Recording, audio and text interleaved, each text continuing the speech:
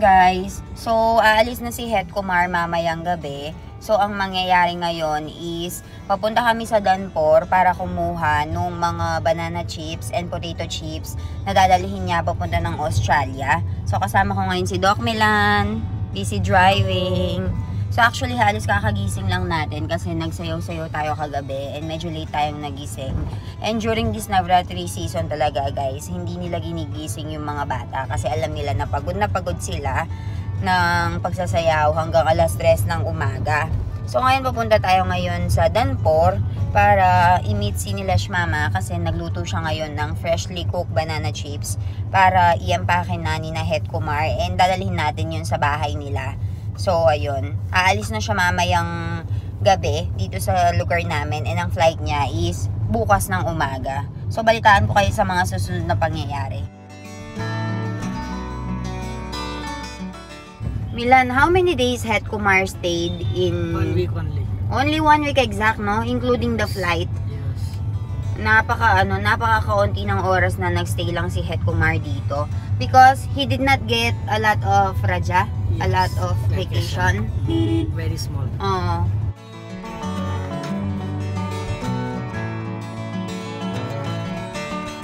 Nagre-repack sila ngayon. Kemcho! Nagre-repack ngayon sila ng banana chips, guys. And right over here, ongoing din yung production nila ng mga banana. Saktong-sakto nga yung pagpunta namin dito, guys. Kasi meron silang live production ng banana chips. So, kakilala ko na nga yung mga ate dito na nagbabalat ng mga bananas. And ngayon, busy-busy na sila sa pag-finish ng mga boxes nila. So, sa bawat box na yan, guys, or container, kailangan silang magkaroon ng 20 kilos ng nabalat na nasaging. And kada 20 kilos or kada isang box, magkakaroon sila ng 40 rupees o nasa mga 25 to 30 pesos sa atin. So, nagsa-start sila ng madaling araw. Minsan, umaabot pa sila ng gabi. And dito si Kuya, siya yung busy sa pagluluto. Yung ginagawa niya nga ngayon is tinatawag na chef, guys. And wala gaanong masyadong order daw and hindi naman peak season. So, madalang lang silang magluto ng ganito and natsyempohan nga namin na live silang nagluluto. Yung mga ibang malalapit na cities dito sa tindahan sila nag-o-order ng mga ibebenta nila sa mga kanya-kanyang store nila. So, si Nilesh Mama yung kumukuha ng orders. Kain tayo ng banana chips.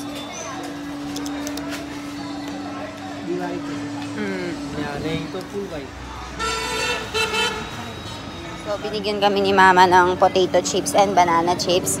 And dala-dala na namin yung dadalihin for Het Kumar. So, tara. Guys, so dahil nga sa mga nakaraang okasyon, medyo inubo at saka nilagnat yung mga tao dito, including ako. So, ang lulutuin natin ngayon is good for the health. Good for ubo, sipon, at saka lagnat. And ipapakita ko sa inyo kung ano ba yung item nila dito sa India na napakasarap and gustong-gusto nila na kinakain tuwing nilalagnat sila or meron silang sakit. So, tatanungin natin si Mommy kung ano ba yun. Ang mga kakailanganin natin, guys, is itong limro. Ayan, ganyan yung itsura ng limro. Aalisin lang natin yan sa tangkay. Pagkatapos, dudurog-durog din natin siya. Ado, video eh. Kam, sardi kasi itle? Ado, agar kori na tayo. Aha, okay. So, kailangan natin ng ginger, guys. And then, ito, mga chili or sili. Ayan, kailangan natin durug-durugin yan. Guys, kakailanganin natin itong mga to. Ah, kiyari ka dito tamenak. Lagan o kat.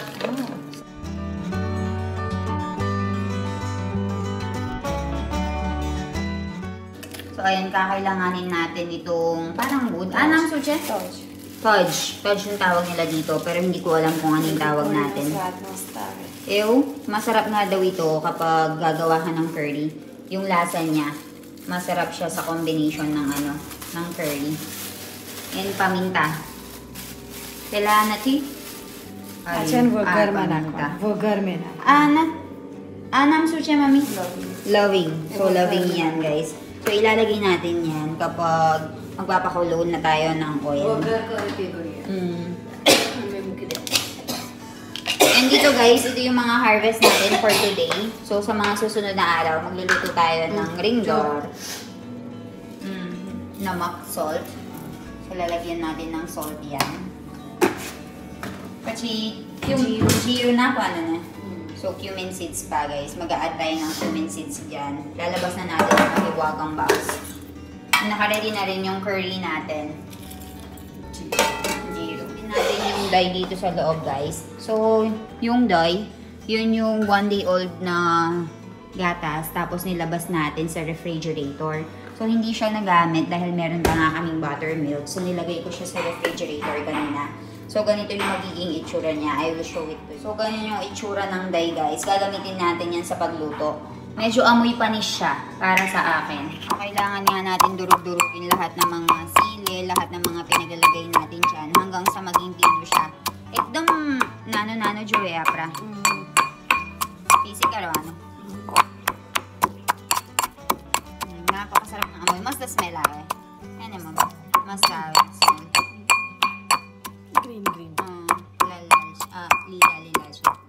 Ayan, okay na siya guys. Ngayon lulutuin na natin yung curry natin. Chala. Guys, lalagay na natin itong curry. Video na mukidi do medyo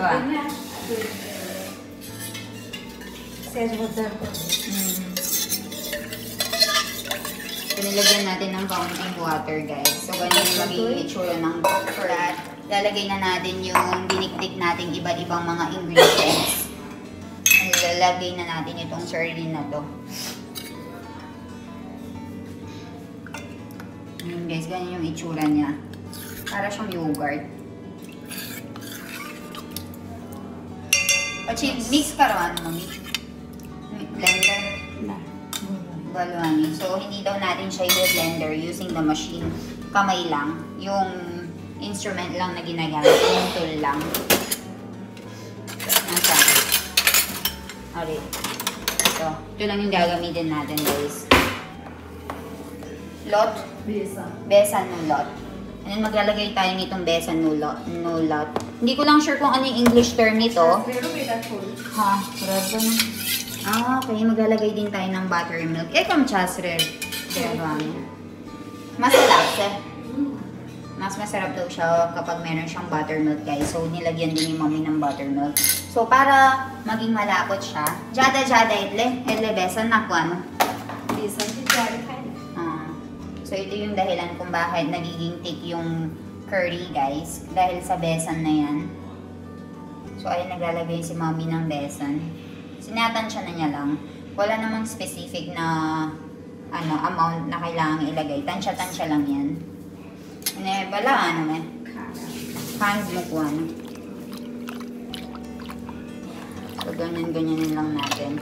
Maglalagay na si mommy ng sugar.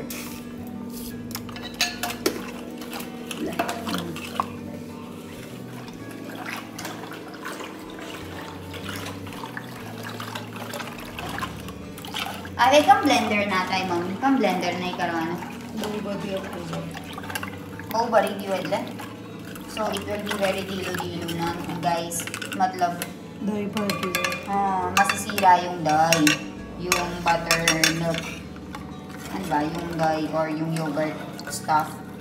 So, masisira siya. So, ganyan lang. Manual lang siyang halu-haluin.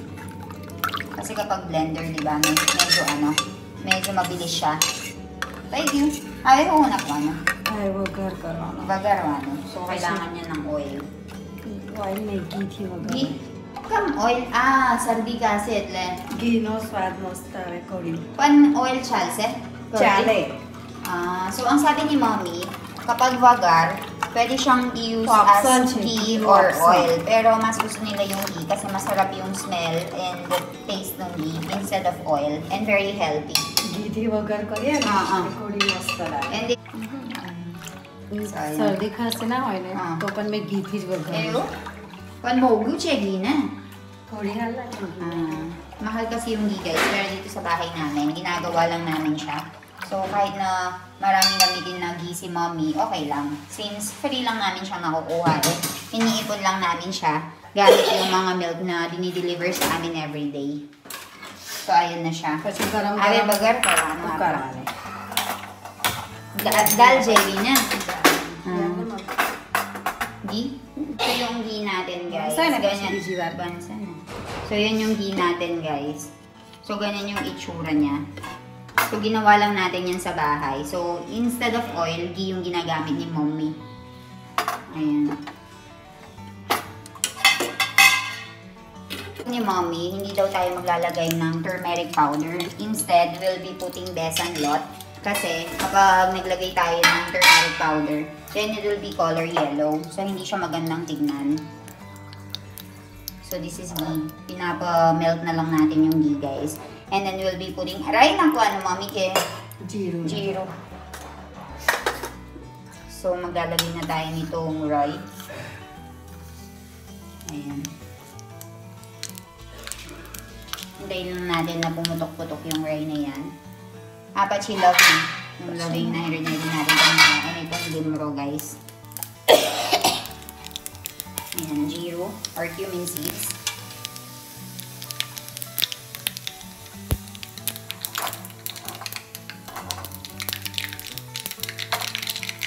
And yung lawin, guys, lawin na tawag dyan.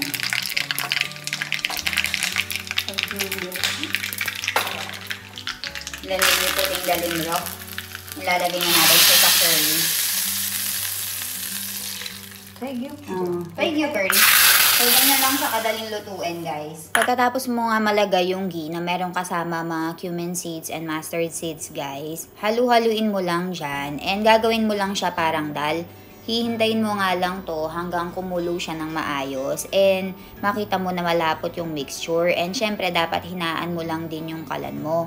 So habang hinihintay nga nating mapakulo itong curry na tinatawag nila, si Mommy naman dito, busy na sa paggawa nung tinatawag na rotla. So madalas nga nilang kinakain yung curry na to kasama nung rotla. And yung rotla na to, ginagamitan siya ng bajrinolot. Bajrinolot nga na ito is mas kilala natin bilang pearl millet flour. And usually, yung mga kumakain ng pearl millet flour palagi is yung mga cast ni Sonal Masi. So, madalas nga nilang niluluto yung pearl millet flour na ito, guys, and ginagawa nilang tinapay.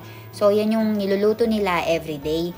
And yung mga cast ni Sonal Masi, guys, since nagtatrabaho sila sa mga farm and medyo may heavy yung mga work na ginagawa nila, so kailangan din nilang kumain ng heavy food. So, yan yung madalas nilang pambato and madalas nilang binabaon. Every nagpupunta sila sa farm and kumakain sila ng breakfast para kahit nasa farm sila and nagtatrabaho ng sobrang init, sobrang pagod, at least hindi sila magugutom kasi nga heavy food yung kinakain nila. So, store natin itong dye dito, guys, dito sa malaking lalagyanan. And then, bubuhusan natin ng panibagong milk to, fresh milk, para bukas makakagawa tayo ng buttermilk. Habang busy nga si Mommy dito sa pagluluto ng rotla, ang ginawa ko is transfer ko na nga yung yogurt and binuhusan ko na nga ng bagong milk ito. Kasi guys, isi-store na naman natin yung panibagong milk na yan and ilalabas natin sa labas ng refrigerator para mapanis na naman nga siya and gagawin natin siyang buttermilk bukas. So dito, gumagawa na kami ni Mommy nitong rotla. Ayan, ganyan yung itsura niya, guys. And pinapaikot-ikot mo muna doon. So, malalaking portion siya. At siya na, Mommy, mutu cherot likartahin eh. Jone gold kilo mo. So, malalaking pieces yung kailangan mo, guys, kapag gumagawa ka ng rotla. Ayan. So, masasabi mo nga daw na maganda yung pagkakagawa ng rotla, guys, kapag lumolobo siya ng ganito. So, medyo mahirap kasing gawin yung rotla, kaya hindi muna ako pinapagawa ni Mommy ng rotla and tinuturuan niya muna ako kung paano ba yung proper way. Ang sabi niya nga sa akin, gagamitin nga lang daw yung kamay sa pagbibilog nito and kapag lulutuin mo nga daw siya, dapat maging lobo siyang ganyan. And kailangan mo na daw siyang i-flip ng i-flip hanggang sa maging kulay na ma-black-black and may lumitaw na red-red na ganyan.